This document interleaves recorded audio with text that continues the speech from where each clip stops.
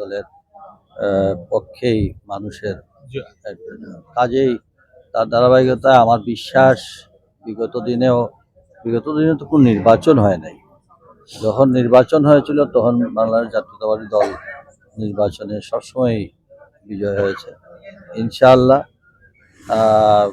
বাংলাদেশ জাতীয়তাবাদী দলের ধানের শীষের বিজয় হবে, এটা আমার আল্লাহর উপর বিশ্বাস রেখেই আমি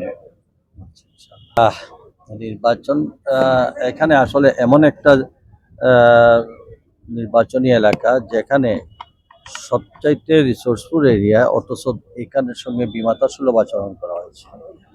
তুলনামূলকভাবে বাংলাদেশের যদি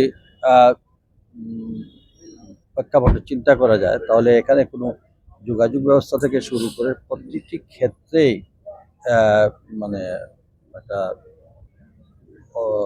অব্যবস্থাপনা সেখানে পরিলক্ষিত হচ্ছে। কাজেই এখানে পরিকল্পনা আল্লাহ তাআলা তার ন্যাচারাল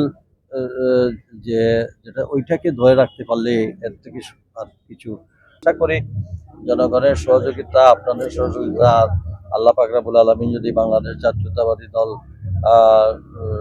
ক্ষমতায় যায়, আশা করি যাবে। বাংলাদেশের বর্তমান প্রেক্ষাপটে জনগণ অধীর আগ্রহী জনাব তারেক রহমানের নেতৃত্বে বাংলাদেশের আগামী দিনের ভবিষ্যৎ যেখানে আমার বিশ্বাস। আর এই সিটে আমাকে জনাব তারেক রহমান সাহেব ওইখানে দিয়েছেন এবং এই সিটের উন্নয়নের দায়িত্ব উনি নিয়েছেন, সেই শর্তেই আমি এখানে গিয়েছি।